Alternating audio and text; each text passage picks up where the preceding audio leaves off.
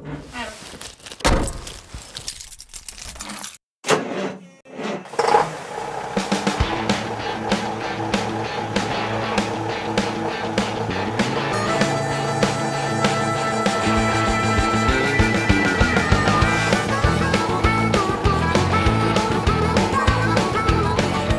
behalf of the OOIDA Foundation, we would like to welcome you to this session of OOIDA's Business Education Series of online training.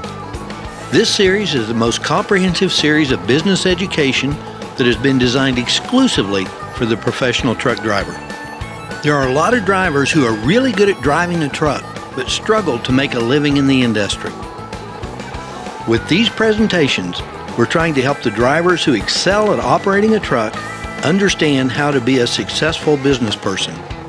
This education series is intended to help drivers navigate the business side of the trucking industry by providing an accessible and relevant introduction to the management principles of operating a successful trucking business. We would also like to congratulate the thousands of attendees who have taken part in this series. Your overwhelming response has helped to ensure that these programs will continue into the future. This program is being sponsored in part by Trucker Tax Service, Fine Truck Service Incorporated, Aero Truck Sales, DAT Solutions, Road Law, Landline Now, and Landline Magazine. If you're not familiar with these organizations, you should be. These organizations are truly friends of the professional trucker. Please give them your support.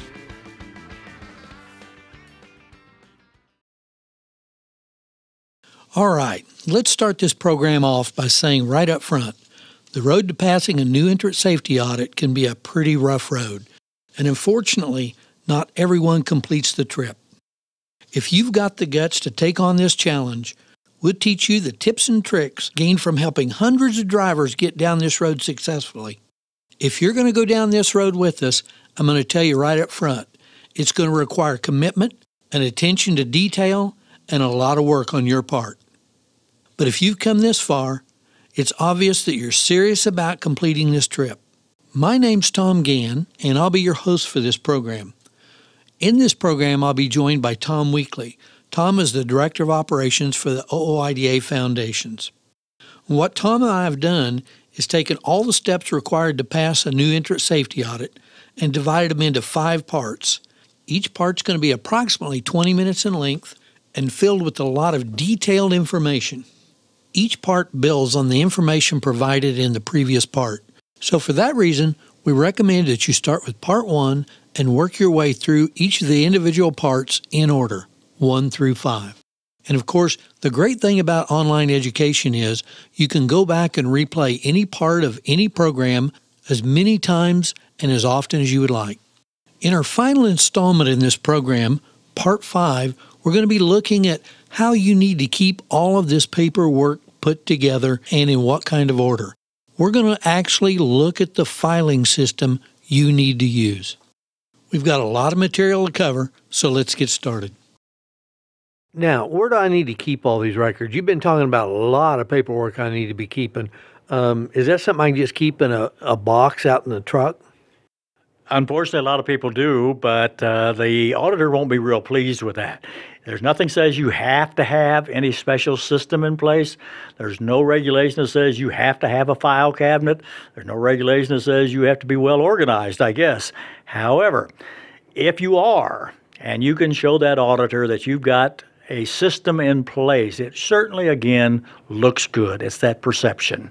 So the labels that you're going to need, and you absolutely need these, I would suggest you get a file cabinet. Doesn't have to be a big file cabinet, but a locked file cabinet's a good idea with you having the key to it. Again, operational controls. You have control of the data that's there. And some of these files do need to be locked up Some anyway. of the medical files, especially if you have a driver, your medicals need to be locked up. The long form anyway, so that is something that needs to be locked up.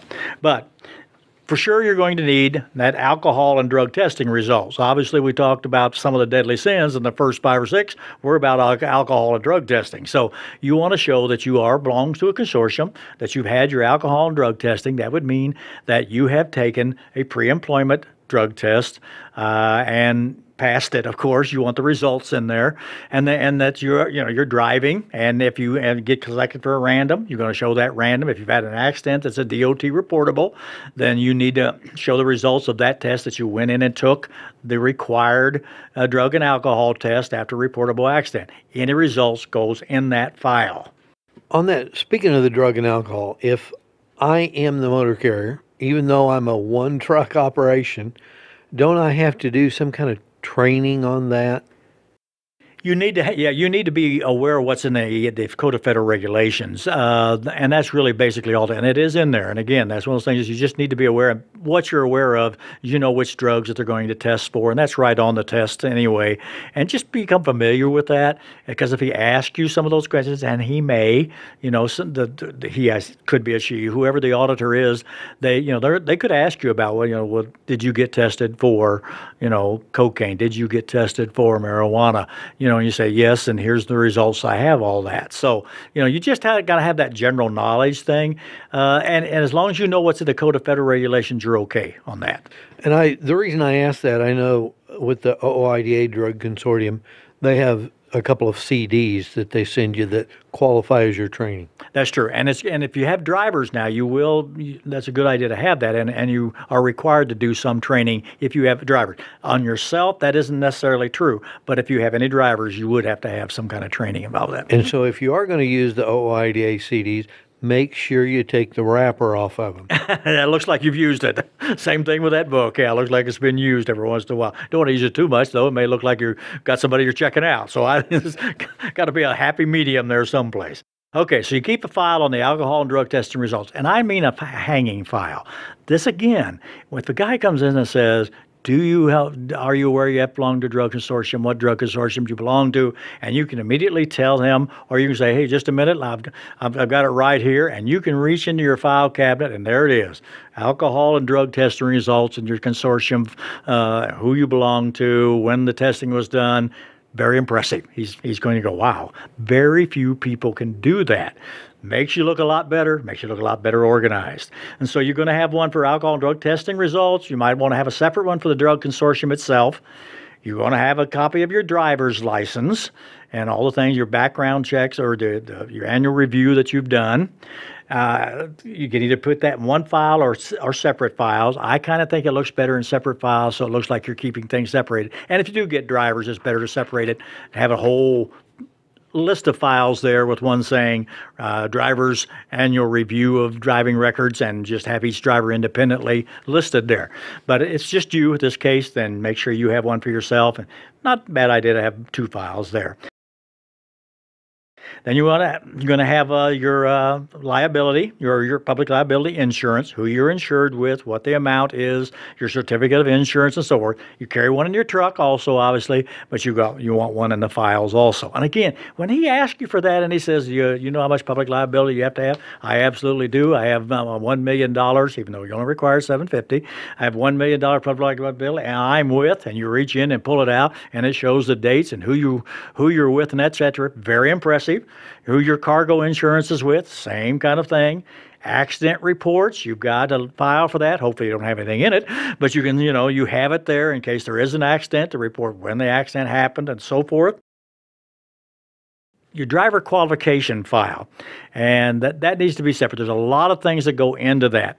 And there's a little confusion with this sometimes, especially with owner-operators on their own authority, because there's a lot of things in there you say, well, wait a minute, why do I have to have something? Because in it, as you have to have, you've checked back for the last 7 to 10 years of where you've worked before. And, most of these guys saying, well, I don't have to have that. I know where I worked. I can just tell them. No, you can't just tell them. I mean, you can, but he wants to see a hard copy of that. So you have to contact the people that you drove for before and get that information, or at least attempt to. You need Yeah, if that person's out of business, you at least need to be able to show that you sent them a letter. You've made an attempt to get so. Whatever a prudent person would do, you've really made an attempt to get that information. And then, I always, when I did that, I would send a certified letter, and I would keep that copy of where I sent it and when I sent it. That way I sent it. If I got it back, that's not my problem. They didn't send it to me. I at least attempted to get it. I made due diligence in trying to get that. There are a number of other things in that driver qualification file, such as your I-9, which says that you're an American citizen or you're here legally, and all those kinds of things. Your examination report from your doctor, your driver's record card, employment history, Fair Credit Reporting Act, that you've made a check for the driving record of yourself as well as any drivers that you have, road test and certification. Your driver's license actually does that, but just keep a record of that too. And a violations records of all the violations you've had. You have to on yourself or your drivers, and your log books and all those kinds of things can go in there, or you can keep a separate one for the log books. But all that goes in that driver qualification file, and you should actually try to have that file. I mean, they're DQ file they're called. You can get them privately. Just about any truck stop, and you can get them from OOIDA also as far as that goes. But it's just a nice, handy thing to have it in there. It also gives you information about how long you have to keep your records and so forth. So it's nice to have that thing in there. And, when he asks for something, do you have a DQ file in driver qualification? Here it is. I've got my I-9 form, and yes, you have to fill that out for yourself. Yes, you just as if you're filling it out for somebody. I always say you have to be a little bit schizophrenic when you own a company and you're doing this. You are the owner and you are the driver, and you have to treat them totally different sometimes. So you have that DQ file. You got your medical certificate. It can either be a separate file. Probably better if it is. The long form you want to keep in a locked file cabinet someplace else that you can get to if you demand to see it. You just said someplace else. It doesn't need to be someplace else if your one file cabinet locks. Right. It does not, as long as it's got a locked location for it. You need your log books. You need one for your log books for the last 6 months. Any supporting documents for that would be in your logbook. You showed that you spent a couple nights in a hotel someplace. You're going to have that receipt for that during that 6 months time, toll receipts and so forth, the supporting documents that you've always had to have as a driver to support your logbook. Your daily inspections from the last 3 months. Out-of-service reports, hopefully you don't have any of those, but if you do, you have to show when you took care of that, whatever the maintenance was on that to repair that, whatever it is. And then another one on your vehicle maintenance, that's not just your annual report, annual inspection, but all the other things that you've done for your truck, which means you've checked your tires, you've changed tires, you've changed your oil, all that kind of a maintenance procedures that you've done. You want to keep track of that. He says, how do you take care of your vehicles? Pull out that vehicle maintenance file and say, here it is. This is on November 5th. I did this, and this, and then and so it shows him that you've got it all organized, and all your permits and licensings that you may need to have, your UCR, your registration, maybe if you're a heavy haul or any permits you may have got for special things that you haul. For instance, you'd want to have that in there if you haul alcohol or some of those kinds of things that that you passed that and you have that certification to do all those kinds of things. You want to have those permits in there. And if you do haul hazardous material, then you're going to have all those safety permits, the security plan. If you haul certain types of hazardous material, you have to have a security plan. And it's fairly detailed, but it has to be specific to what you haul and your management system and your system. So there's no universal form for that. But you need to be aware of that. And your training files for yourself. If you're a hazmat hauler, you haul hazmat. You have to show that you periodically take training on hauling. I can't help myself. Every time you say that, I have to laugh. I can see myself sitting in a room all by myself saying, Okay, Tom, do you understand this? And I jump over in the other chair. Yes, I do, Tom. Or, no, I don't. Explain that to me. And then go ahead and explain it to them. And that might be a good way to learn it. I don't know. But most guys will have, most of us had, some kind of, we'd go online and do a webinar, or there's lots of material out there you can buy, a CD, and you put it in, and a DVD, and watch those things. But you want to record that. I did this training, and this is what the training was on. And so you document that. If you have drivers, you definitely have to do that. You've trained them. This is what you covered, and so forth. That's under hazardous material. If you have a FAST card or a TWIC card or any of the credentials that go along with hazardous material training, then you need to have those in a file also. So keep those files, and it does keep you organized. And I'm here to tell you, when that guy comes in and you're not one of those that keeps them all in a big box someplace, or you have to dig under the mattress of the cab to find your insurance book, or you have, or who your drug consortium is, he's going to be a lot more impressed, because one thing, he doesn't have to do a lot more work. He doesn't have to wait on you to find something, climb up and get something. He can get in and out of there a lot quicker, which he really wants to do also. And so, it makes you look a whole lot better, and it is primarily a paper-based audit. So if it looks like you've got your paperwork in place, your business acumen goes up, and he thinks this is a person that's well organized, got himself together, you're courteous, you're professional, and he looks at you in a light that says, this is somebody who's got it together. I don't see a problem here. They're over there giving me the high sign, telling me we're about out of time. Let me give you a second to kind of catch your breath. You've been doing a lot of talking here. I want to talk to the people that are online with us, and it's amazing the number of people who have called in after they've gone through a new entrant safety audit. They said, we followed exactly the way you asked us to do it. You had us build the file cabinet.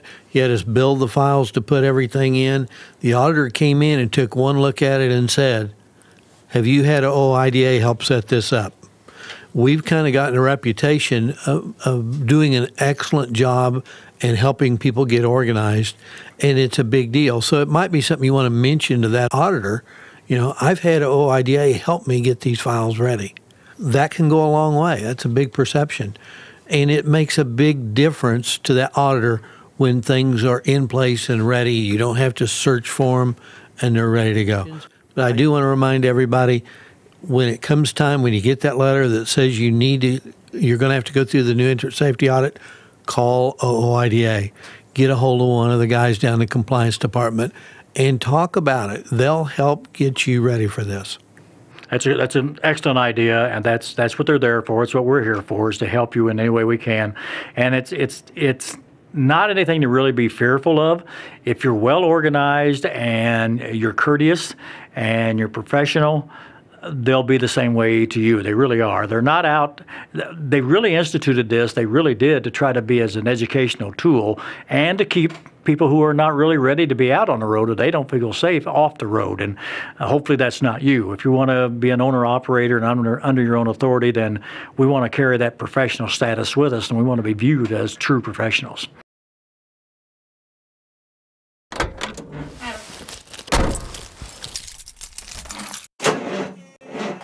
Okay, it looks like we're completely out of time. If you've got any questions or comments about this program, or if you'd like a certificate of completion for this program, just send us an email to businesseducation@ooida.com. And don't forget to tell us which program you're referring to. And please don't forget our sponsors, who take educating America's professional truck drivers as seriously as we do. We hope you'll join us online again for additional programming in the OOIDA Business Education Series. This series has been designed to give serious business education to truck drivers who take their business seriously. For information on all of the educational programming provided by OOIDA, visit us at www.ooidaonlineeducation.com. And don't forget, OOIDA has been fighting for the rights of all truckers since 1973. You can join the fight by becoming a member of our organization. Give us a call at 800-444-5791.